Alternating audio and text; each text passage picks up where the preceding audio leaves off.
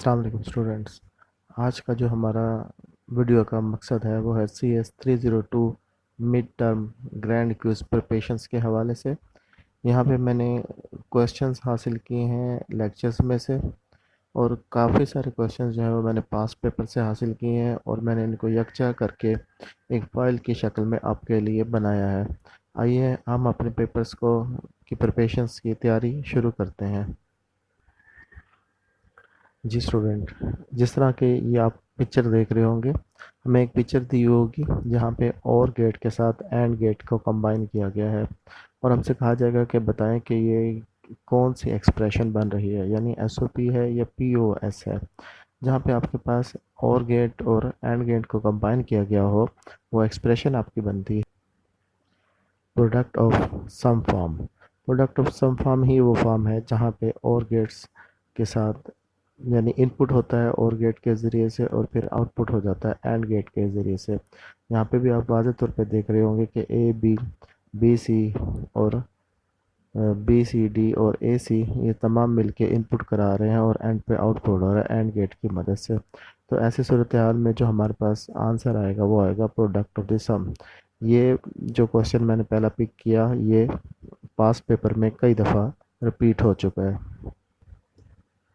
इसी तरह से आपसे सवाल पूछा जाएगा कि द डेसिमल 8 को अगर आप रिप्रेजेंट करें as a using a Gray code, तो ये आपको मालूम होना चाहिए कि ग्रे कोड हासिल करने के लिए पहले हमें 8 का बाइनरी कोड हासिल करना पड़ेगा, और फिर उसके बाद हम उसका ग्रे कोड हासिल कर लेंगे। तो आइए देखें ये कैसे मालूम करते हैं।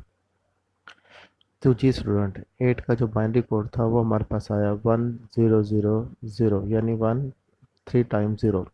हमने उसका ग्रे कोड हासिल किया, ये 1 एज इट इज़ यहाँ पे उतर आया, मिल गया हमें। 1 को 0 के साथ ऐड किया तो 1 हासिल हो गया, 0 को 0 के साथ ऐड किया तो फिर 0 हासिल हुआ, और फिर 0 को 0 के साथ ऐड किया तो फिर 0 हासिल हुआ। तो ये हमारा क्या बन गया, ग्रे कोड। ऐसे क्वेश्चंस के लिए ख़ास तौर पे कोशिश कीजिएगा कि आपके पास कैलकुलेटर मौजूद हो। जैसे आपके सामने क्विज़ आए तो आपने कैलकुलेटर आपके साथ मौजूद हो, आपने अपनी प्रिपरेशन पहले से रखनी है, यानी पेज वगैरह कोई ओपन होना चाहिए, कैलकुलेटर आपके साथ सामने मौजूद होना चाहिए। जैसे ही क्वेश्चन आए तो आप फौरी तौर पे टाइमली उसको हल कर सकें। नेक्स्ट हमारा क्वेश्चन है कि ASCII American standard code for information interchange ये कितने बिट का होता है। तो अमेरिकन स्टैंडर्ड कोड इंफॉर्मेशन जो है वो 7 बिट का होता है। तो जी student, American standard code of information interchange 7 bit का होता है। ये BCD कोड्स जो हैं वहाँ से हासिल किया गया है, और ये भी आपके पास पेपर में कई दफ़ा रिपीट हो चुका है। 3 वेरिएबल कर लोगो मैप के मैप में हो तो हैज़ सेल फॉर मिन और मैक्स टर्म कितने सेल्स बनते हैं।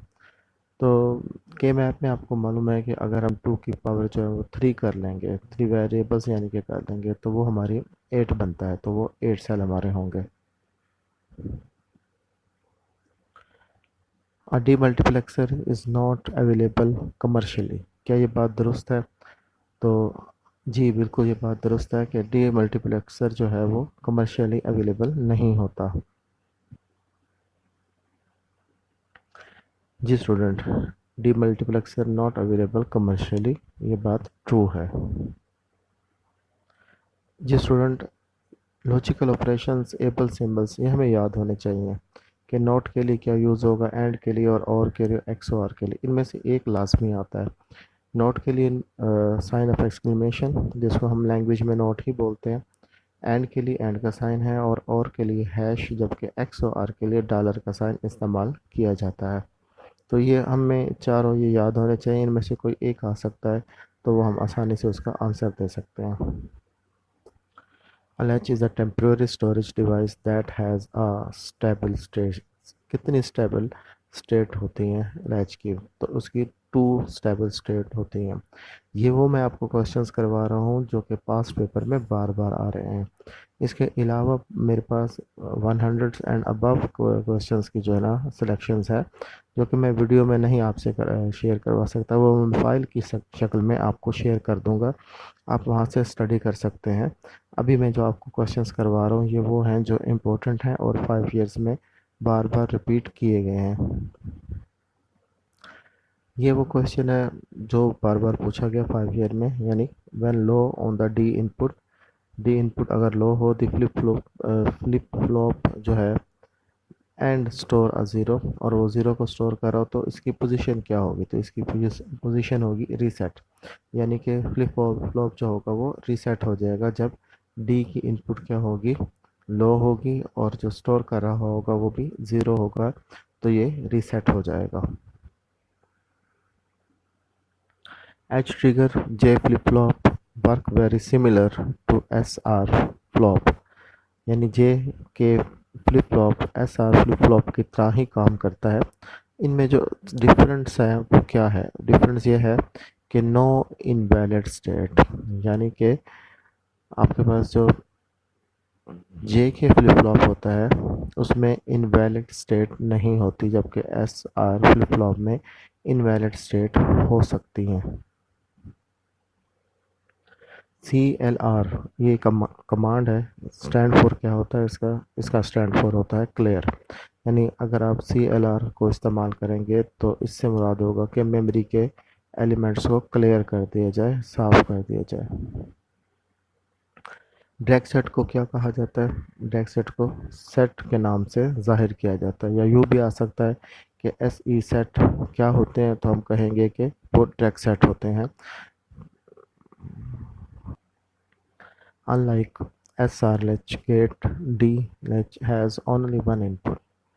पहला तो हमारे पास ब्लैंक स्पेस है कि उसकी कितनी इनपुट होती है, तो हम लिखेंगे कि वन इनपुट होती है, विच इज़ जो कि क्या होती है, वो होती है D stand for data input.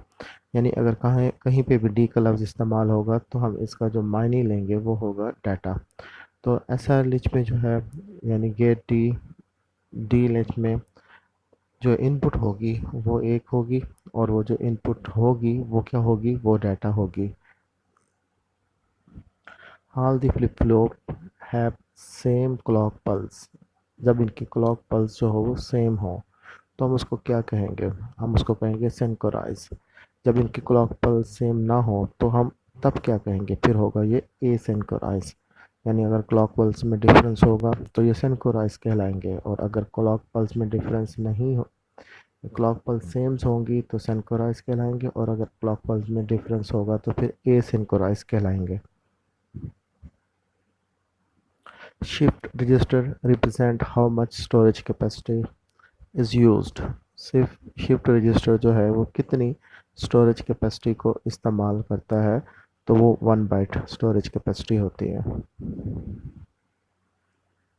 Pictorial method of grouping a together expression with a common factor and therefore eliminating unwanted variable is called Karnaugh map, यानी के मैप। पिक्चर्स की शक्ल में एक्सप्रेशंस को शो करवाना और उनको ग्रुपिंग में इकट्ठा कर देना, और जो वेरिएबल्स आपको नहीं चाहिए होते उन्हें एलिमिनेट कर देने को क्या कहा जाता है, तो उन्हें हम के मैप कहते हैं। इसी तरह से आपको एक एक्सप्रेशन दिया होगा, बूलियन एक्सप्रेशन है, वो कहता है उसके इक्विवेलेंट रिप्रेजेंटेशंस दें, यानी ए बार प्लस वन किसके बराबर होता है, तो ये बराबर होता है जनाब A plus one is equal to one, और लेट कर लेते हैं कि ए जो है वो ए बार है, तो ये हमारा बूलियन एक्सप्रेशन जो है वो सॉल्व हो जाता है, यानी A bar plus one is equal to A plus one, A plus one के बराबर होता है, जहाँ पे ए प्लस वन को हम कह देते हैं कि ये अकेला जो होगा वो वन होगा, लेट कर लेते हैं ए जो है वो हमारा ए बार है, तो ये बूलियन एक्सप्रेशन हमारा सॉल्व हो जाता है। गाल 22V10 हमारी एक डिवाइस है जो कि 22 इनपुट्स लेती है और 10 आउटपुट्स हमें प्रोवाइड करती है। इससे रेलिवेंट ये वाला जो क्वेश्चंस, ये भी 3-4 दफ़ा जो है वो आपको पास पेपर्स के अंदर मिलता है कि गाल 22V10 कितने इनपुट लेती है और आउटपुट कितने होते हैं, तो आप उसमें लिखेंगे कि 22 इनपुट होते हैं और 10 जो है वो इसके आउटपुट कहलाते हैं। तो जी स्टूडेंट, आप सोचते होंगे कि सारे लेक्चर में फ्लिप फ्लॉप हर जगह पे बुक में लिखा हुआ, ये है क्या भला। तो memory elements in a sequence circuit, sequential circuit जो होते हैं उनको हम फ्लिप फ्लॉप कहते हैं। तो इसका भी एक क्वेश्चन 5 ईयर्स में मिलते हैं कि सीक्वेंशियल मेमोरी के वो एलिमेंट्स जो कि सीक्वेंशियल सर्किट की शक्ल में हो उनको क्या कहा जाता है, तो हम उनका आंसर लिखेंगे, उनको फ्लिप फ्लॉप्स कहा जाता है। ये स्टूडेंट हमारे पास ये स्टैंड फॉर बन सकते हैं for classifying a device R P ROM, P L A, यानी क्या बनता है पी एल ए से, तो प्रोग्रामेबल लॉजिकल अरे। पी ए एल से क्या बनेगा, प्रोग्रामेबल अरे लॉजिकल। और जी ए एल से क्या बनता है, जी ए एल से बनता है जेनेरिक अरे लॉजिक। जेनेरिक अरे लॉजिक तो मैंने कई दफ़ा पास पेपर में देखा है कि ये स्टैंड फॉर आता है, और पी एल ए के क्वेश्चंस भी है वो शॉर्ट नोट्स के तौर पे आता है, लेकिन क्योंकि हमने क्विज़ की तैयारी करनी है तो हमारे पास ज़्यादा से ज़्यादा सवाल होने चाहिए। 30 क्वेश्चंस के हमने आंसर देने हैं, तो मैंने तकरीबन मोर देन 100 या नियर अबाउट टू 100 क्वेश्चंस जो हैं वो आप लोगों के लिए तरतीब दिए हैं, जो कि मैं फ़ाइल में आपके साथ शेयर कर दूंगा। आप उसे डाउनलोड कर लीजिएगा और उसे स्टडी कीजिएगा। इंशाल्लाह इनसे बाहर जो है वो क्विज़ आपको नहीं मिलेगा। आज की अपनी वीडियो को यहीं पे वाइंड अप करते हैं।